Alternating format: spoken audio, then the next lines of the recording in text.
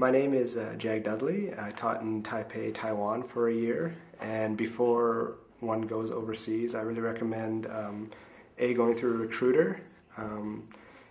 If you can learn some of survival Chinese, and also something important to realize is to go to Taiwan, you need at least $1,000 in your bank account. They ask for a bank statement, and let your credit card and banks know they're going overseas, because if they see charges from Asia, they might freeze your account, which happened to me. So it's a good thing to remember.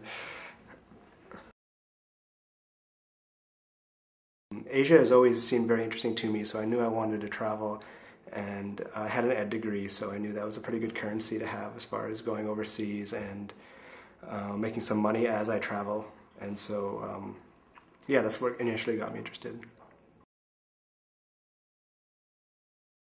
No, I didn't. I didn't follow my own advice, actually. I kind of went in not even knowing really hello or thank you or anything like that. So in the big city in Taipei, it was fairly easy to get around with English, so it wasn't that necessary. I did, yeah. I have a B.Ed from the U of A, and I did do my practicum in high school social studies and English, but I didn't have any ESL experience before I went to Taiwan. I taught in a private school, a cram school, so kids would go there after their regular school. I was there for a year. You need to be a native English speaker. I was told that you need a bachelor's degree, although there were teachers at my school who had 2 years from a college, but they needed a TESOL or a TEFL certificate as well.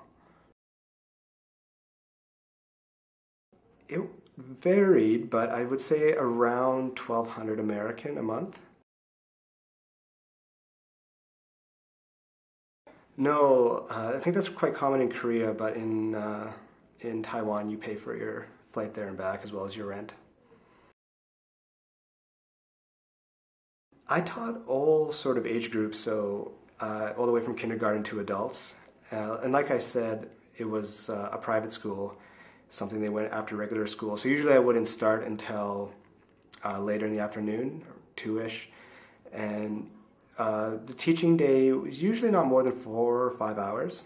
And then 2 nights a week I would teach an adult class, which would be like 7 p.m. to 10.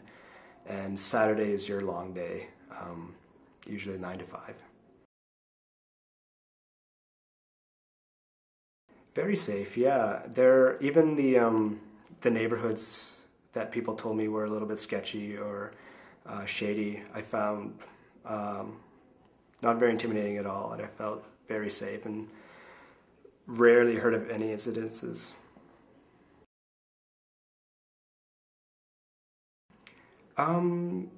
Took a lot of pictures, did a lot of traveling around the city, skateboarded a lot, went dancing, traveled to some nearby countries.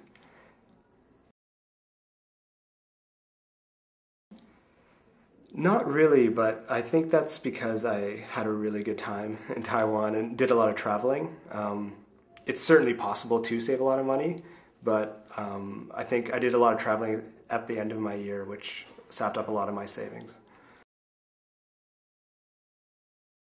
I didn't have too many loans, actually. I was fortunate that way, so I didn't send money home very often. What I did is I kept my bank account in Canada open, and at the end of the year, I just transferred my savings into the Canadian bank account.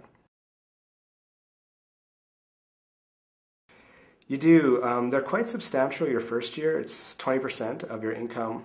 The good news is, though, after a calendar year, you fill out a form and you get it all back, which is a nice little bundle at the end of a year. And then if you stay in Taiwan longer than a year, it goes down to 10%. I live very well. Had a wonderful apartment in a great area for really reasonable rent based on the salary I was getting. Never thought too much about traveling or going shopping or going out with friends. So yeah, I lived really well.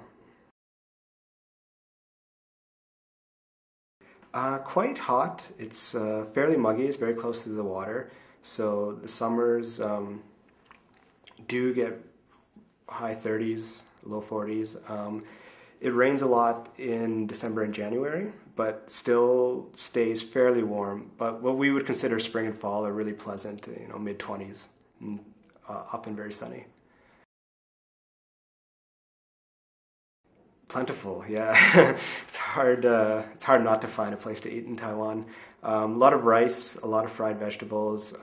It's not the easiest place to be a vegetarian, but they have lots of Western restaurants as well. So if you get homesick, there's lots of Italian food and um, sandwich shops and what have you.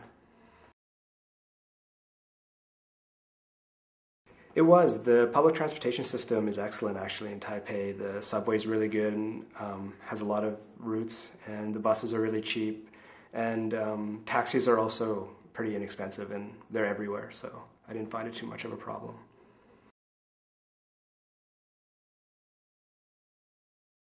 I loved it, yeah. I had a great time. Not only just the experience of being in Asia, but the people I worked with. A lot of the fellow teachers are still my best friends, so that was a great ancillary benefit of traveling.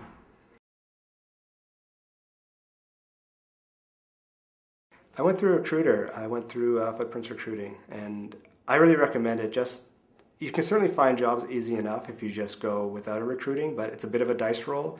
And at least if you go through a recruiter, you know the school is somewhat reputable and you have a job waiting for you.